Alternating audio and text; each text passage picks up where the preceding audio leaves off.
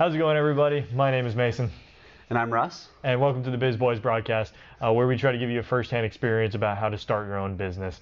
This video is going to be talking about the news, where we go over some current events on both big and small businesses and how they're doing in the business world. It should be great. Enjoy. Yeah.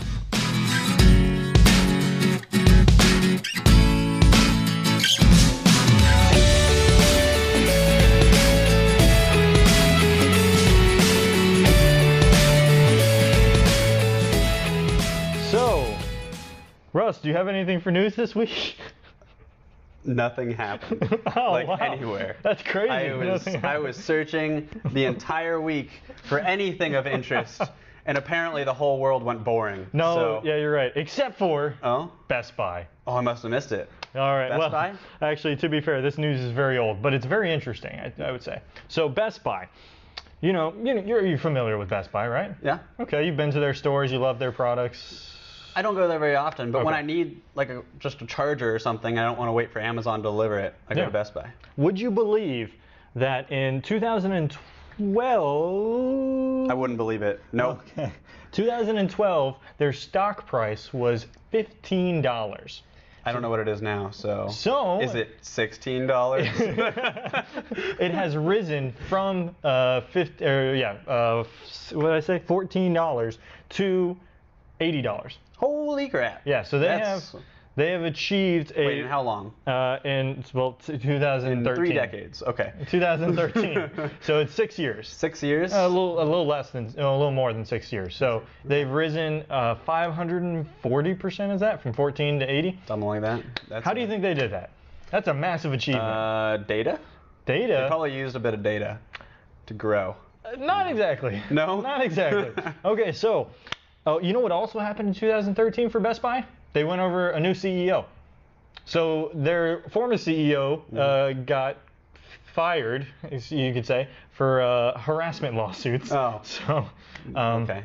And a new CEO inherited Best Buy. And the status of Best Buy at that point was falling. It was drastically falling in stock price. Okay. You know, less and less people were going to these places physically because Amazon. So was 15 like a valley, or was it like a... It was a valley. Oh, okay. It wasn't like... It was kind of on the uptrend to hit 15, and then it really spiked. No. It had gone down. No, it was going down. So it decreased all the way down to $15, and that's when the new CEO inherited it. And so the new CEO inherited it, and he said, what the hell am I going to do with this kind of business? Excuse me. What am I going to do with this kind of business?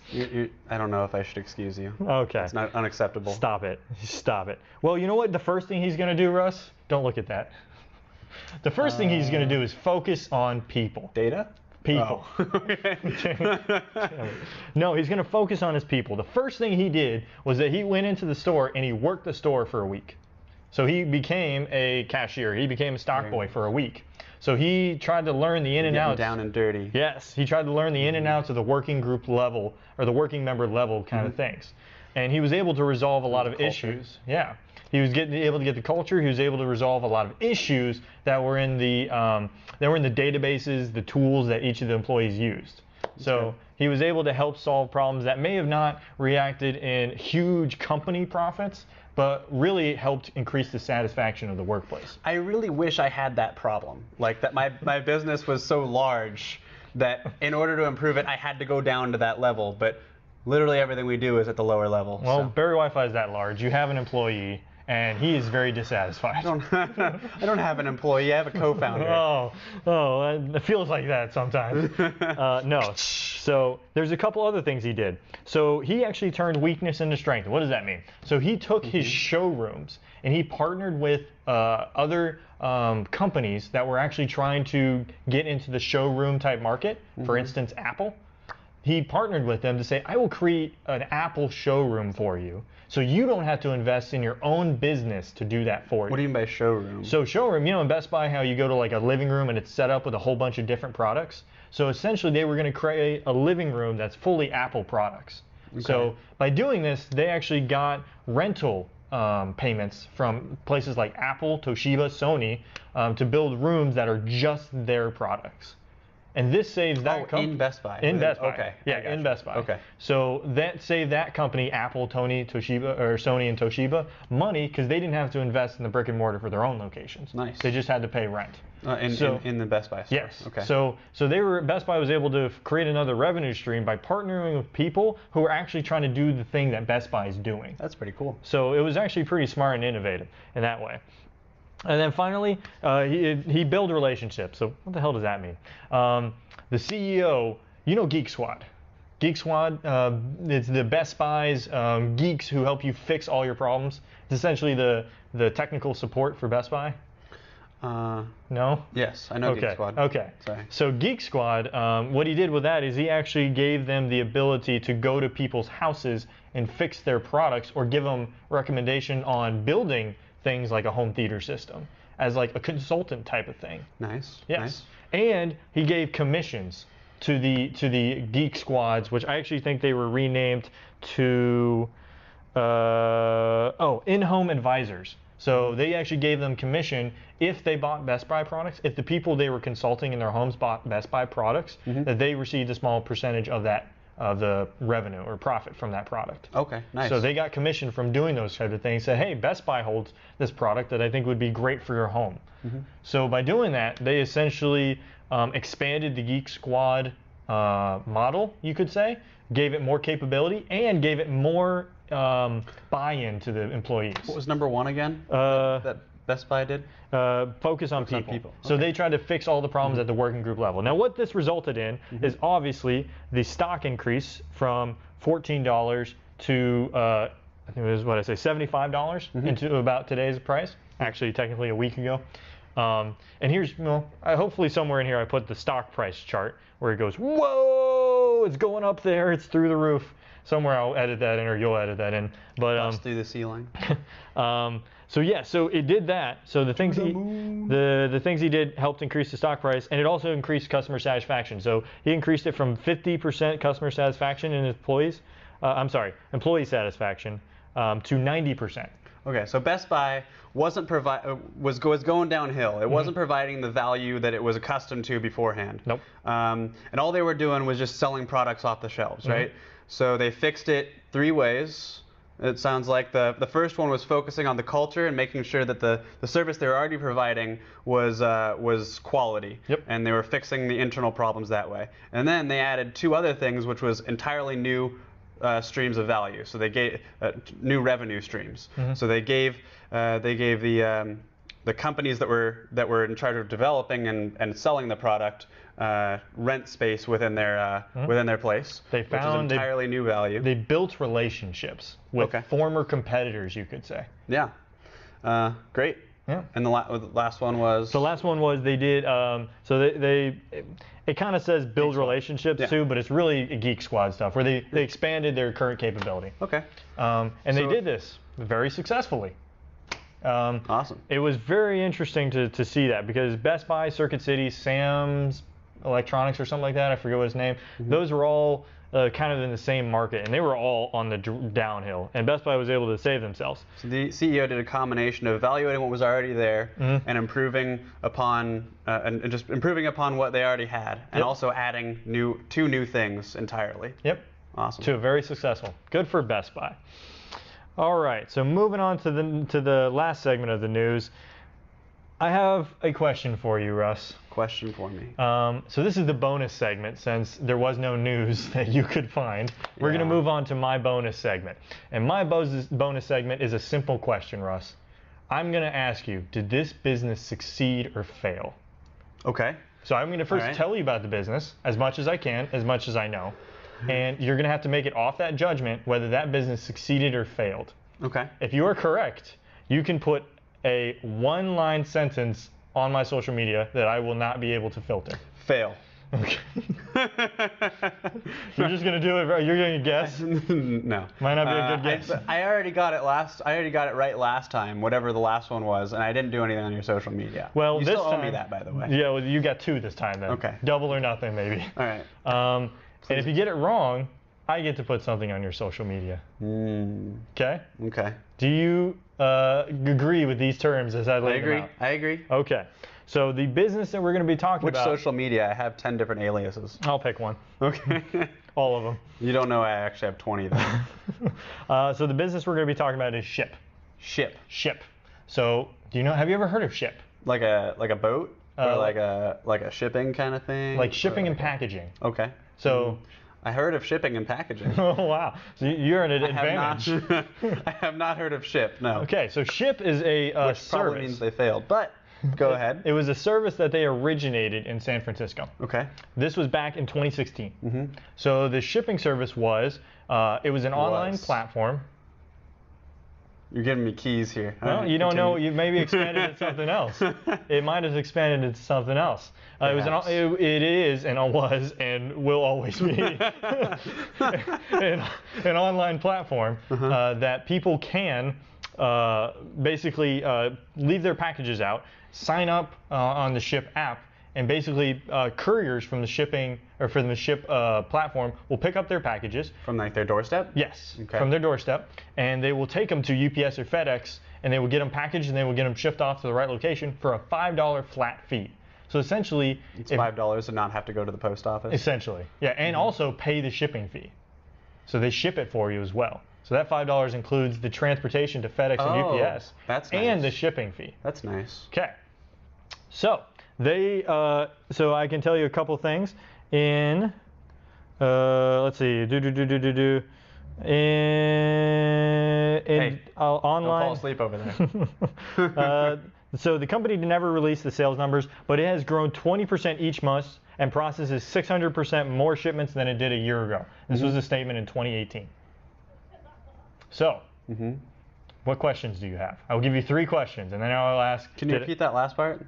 I wasn't listening. I was too busy hassling our guest. Dang it.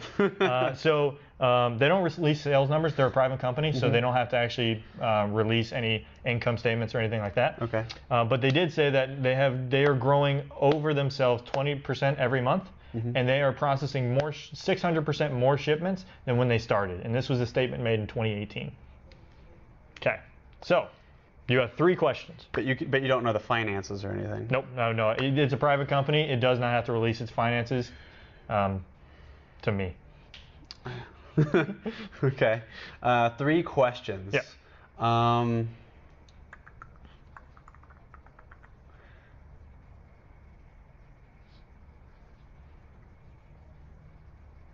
blanking out. Oh, okay, then I'll just say all of them have to do with finance, profit and that kind of thing. Yep, yeah, none of that. It's a private company. What do you have? You gave me everything you have, pretty much. So if I ask more questions, you're just going to say, I don't know.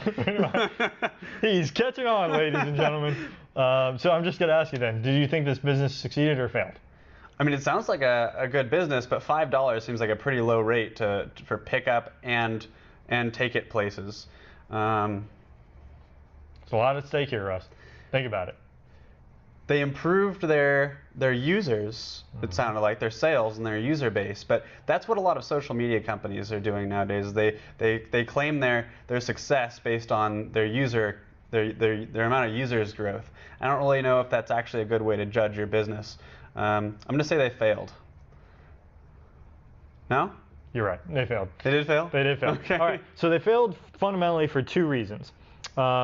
You were exactly right. A flat fee pickup. So the flat fee pickup was for any size packaging. Oh, and they would quickly realize that the profit margin for that is not very We're sustainable. shipping a mattress for $5. Yes. So a wide variance of sizes caused a lot of the profits to be not profits. Here, take this dead body and ship it to the middle of the desert for me for $5. They quickly fixed that, but the problem was the initial rollout was so good and so big that customers saw that as diminishing value of the company when they basically said, no, we're going to do a varied amount of packaging or tiered pricing for the packaging. Okay. So when customers saw that, it was actually detrimental because they became accustomed to a $5 flat fee. Interesting. So it actually hurt them when they rolled back. I think we were talking about that with Barry. We don't want to roll out low prices and then raise them later. Exactly.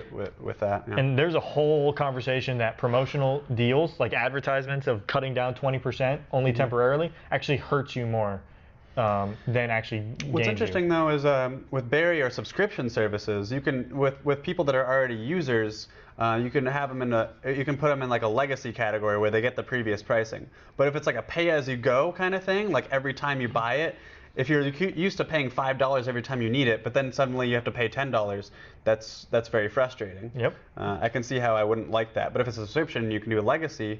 Maybe Barry doesn't fit into this category. Yes. But So they made one more critical mistake.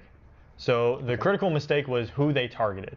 They targeted individuals with very sporadic and not very consistent shipping needs. rather than like small businesses. Small businesses and commercial enterprises that have very consistent shipping needs. Wow. They should have targeted them because they would have been a lot more reliable. I've got a new business idea. Hey, that's what business is. When you pioneer, you let the first guy, the leader of the market, die, and then you just fix his mistakes, and that's how you survive. But yeah, so they actually tried to fix a lot of this stuff. They scaled back from the 4 or 5 cities they were in all the way back to San Francisco, but the damage had been done.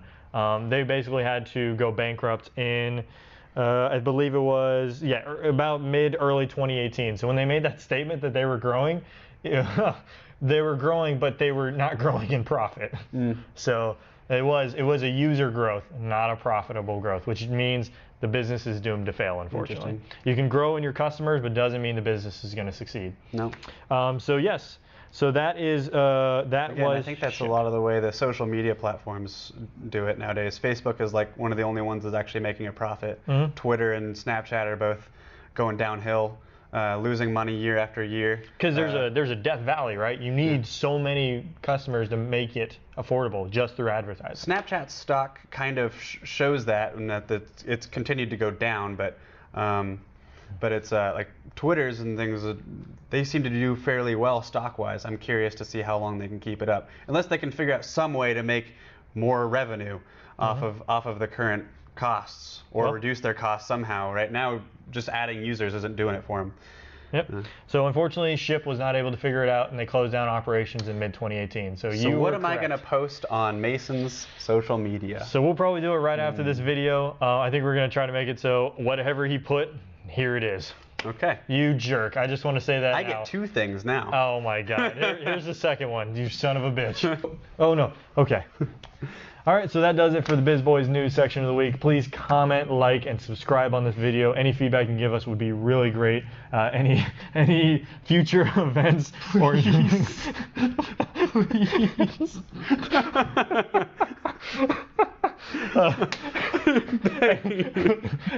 Any feedback you can give us would be greatly appreciated. We really love reporting this stuff to you guys. Well, we hope you have a good week, and we'll see you back next week, same time, same place, to report on the news. Goodbye.